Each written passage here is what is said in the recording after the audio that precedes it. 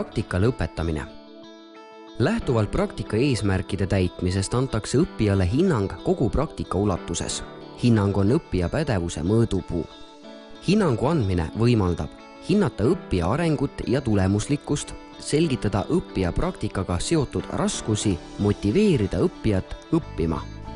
Hindamise käigus saab õppija teada, millega ja kuidas ta toime tuleb, mis vajab rohkem tähelepanu. Juhendaja saab teavet õppija oskustest ning arendamist vajavatest valdkondadest.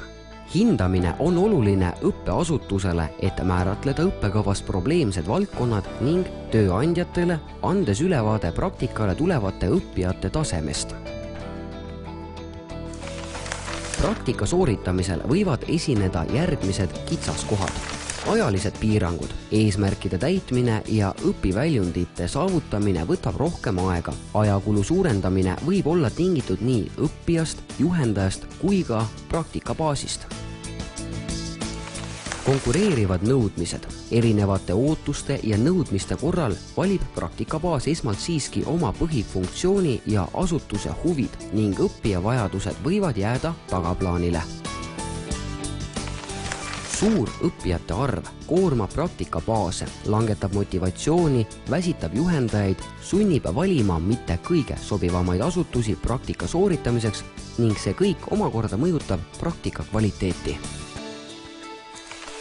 Ebapiisavad ressursid, napib sobivaid praktikabaase, häid koolitatud juhendajaid, rahalisi ressursse praktikandi kaasamiseks.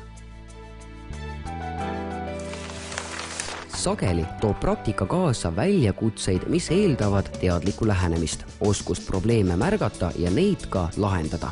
Praktikandiga seotud probleemide lahendamine on lihtsam, kui tööandja näeb praktikandis oma tulevast töötajat.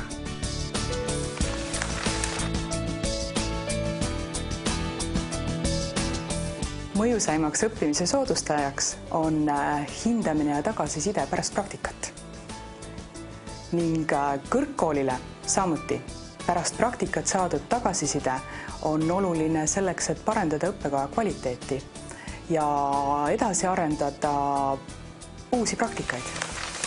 Ettevõttepoolsed juhendajad oleksid kindlasti hea meelega valmis andma praktikandi kohta oma tagasisidet pärast praktikat ja mitte ainult kirjalikult, miks mitte ka silmast silma kohtutes koolipoolse juhendajaga.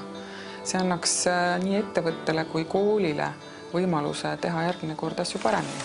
Tagasiside saamine ja andmine on alati väga väärtuslik, kuna annab võimaluse tudengil määratleda oma tugevaid ja nõrku külgi.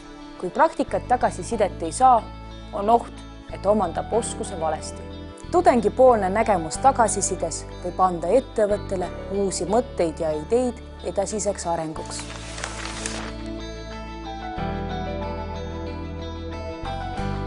Probleemid, mis võivad esineda praktika korraldamisel, on teinekord seotud sellega, et teoreetiline põhi ei ole piisav, et üliõpilase teadmised ei ole piisavad. Samuti oleme kokku puutunud ka sellega, et praktikakohti ei ole piisavalt. Kuidas sellest kõigest üle saada, on iseenesest väga lihtne. Me peame tegema koostööd. Kõik omavahel peavad tegema koostööd.